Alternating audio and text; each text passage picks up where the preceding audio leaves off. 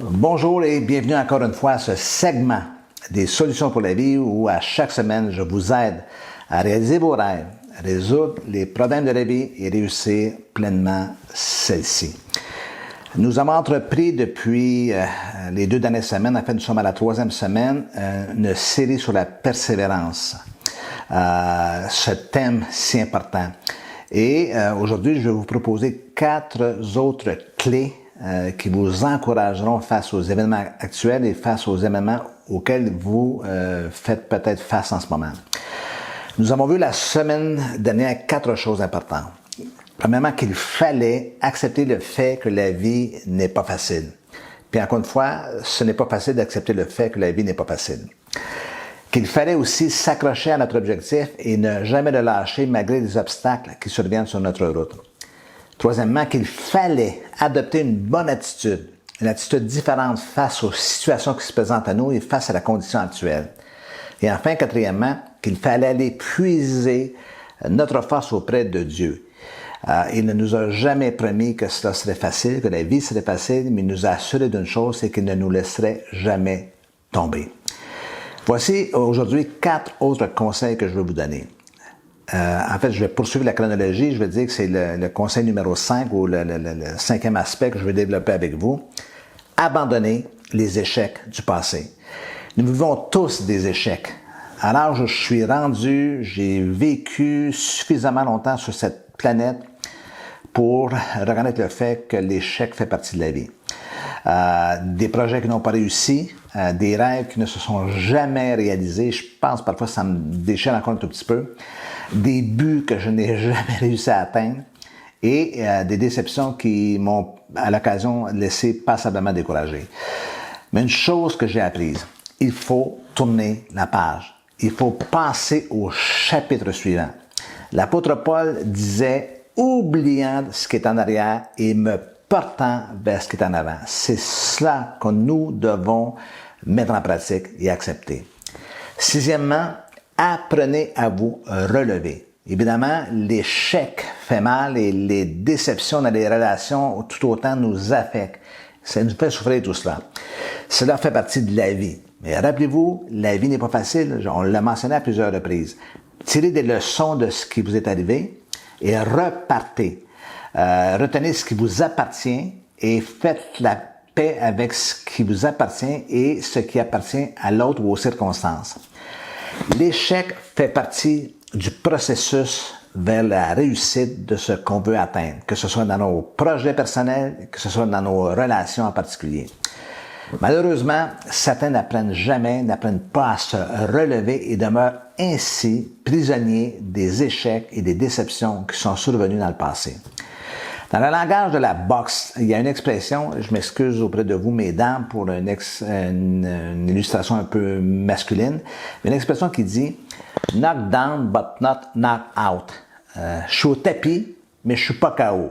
J'ai reçu des coups, mais je ne m'avoue pas vaincu ni battu. Je me relève et je continue. Donc, apprenez à vous relever. Septièmement, assurez-vous d'avoir des modèles. Dans ma propre vie, ce qui m'a le plus inspiré, c'est d'avoir des modèles. J'en ai eu plusieurs. J'ai eu un de mes frères qui était un modèle pour moi très très fort. J'ai eu certains modèles bien vivants comme certains professeurs qui m'ont marqué, qui m'ont influencé. Étant donné que je lis beaucoup et que je lis beaucoup de biographies, certains personnages célèbres m'ont influencé. Je pense à Churchill, j'y reviendrai dans quelques instants. Je pense à Martin Luther King. Je me souviens encore, quand je pense à Martin Luther King, je me souviens de ce voyage que j'ai fait en Atlanta pour un congrès où j'ai eu l'occasion d'aller visiter son église, Ebenezer Baptist Church à Atlanta, et de marcher sur ses traces là, dans les rues, sur le même chemin qu'il avait marché avec les manifestants pour la liberté civile américaine. Je pense aussi à Nelson Mandela qui m'a beaucoup influencé lorsque j'ai lu sur lui, et j'ai lu ses ouvrages, ou certains de ses ouvrages aussi. Certains personnages bibliques m'ont profondément inspiré au fil de ma vie chrétienne. Joseph dans l'Ancien Testament, qui a vécu tellement d'injustice. Moïse, qui s'est retrouvé rétrogradé dans le désert après avoir connu la richesse de la maison de Pharaon. Je pense à David aussi. Tous ont en commun d'avoir vécu des échecs monumentaux. Laissez-moi vous donner quelques illustrations. C'est par la persévérance que Noé a bâti un arche en dépit des sarcasmes des gens qui l'entouraient. C'est par la persévérance qu'Abraham partit par la foi sans savoir où il allait. C'est par la persévérance que Jacob travailla 14 ans pour son beau-père pour obtenir le cœur de la belle Rachel.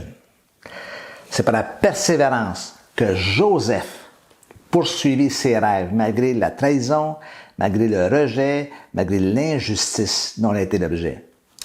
C'est par la persévérance que Moïse marcha 40 ans dans le désert avec les incrédules en route vers la terre promise.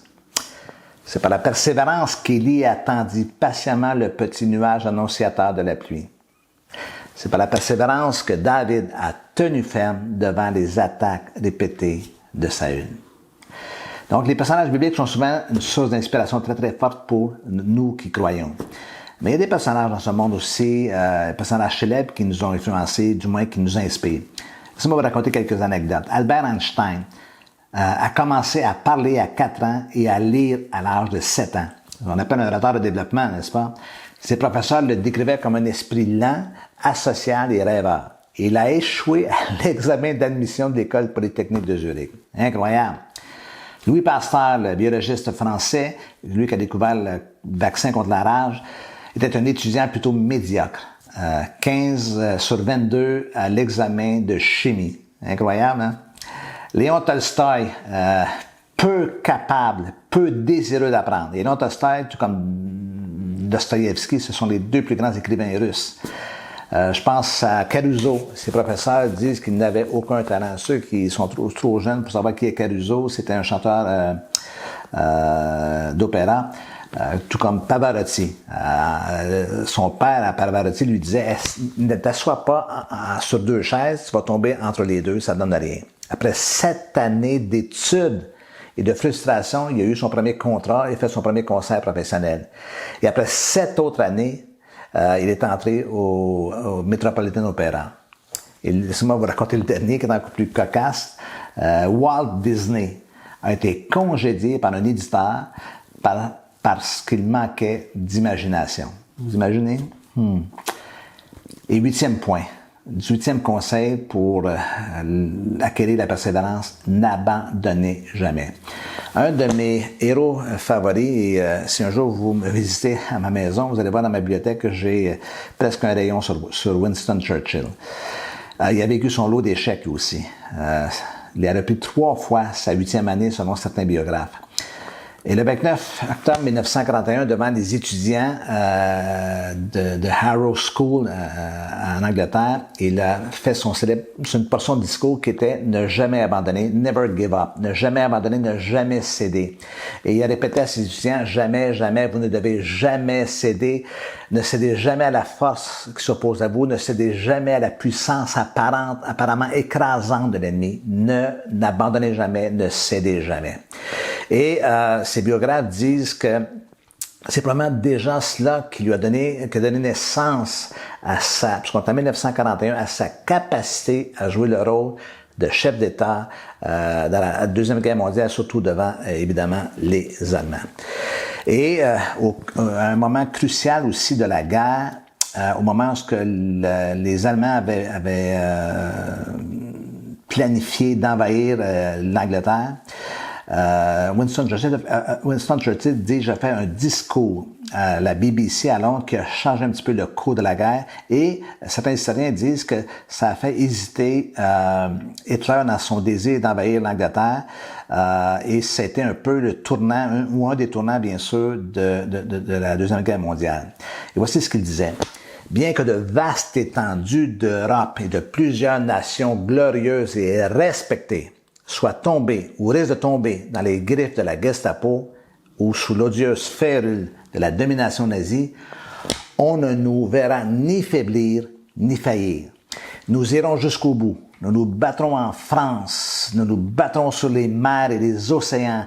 Nous nous battrons avec toujours plus d'assurance et toujours plus de force. Nous nous battrons dans les airs. Nous défendrons notre île, quoi qu'il puisse nous en coûter. Nous nous battrons sur les grèves, nous nous battrons sur les terrains de débarquement, nous nous battrons dans les champs et dans les rues, nous nous battrons dans les collets, nous ne nous rendrons jamais. Et c'est ce qui a fait un peu hésiter, encore une fois, je le répète, Hitler dans son désir d'envahir cette île, l'île d'Angleterre. Voilà mon conseil pour vous. N'abandonnez pas. Écoutez-moi, n'abandonnez pas. Persévérez, allez de l'avant, ne lâchez pas et vous vous en sortirez. Prenez cette décision. C'est le meilleur conseil que je peux vous donner. Ne lâchez pas prise face à vos rêves, à vos aspirations, et face aux situations auxquelles vous avez à faire face.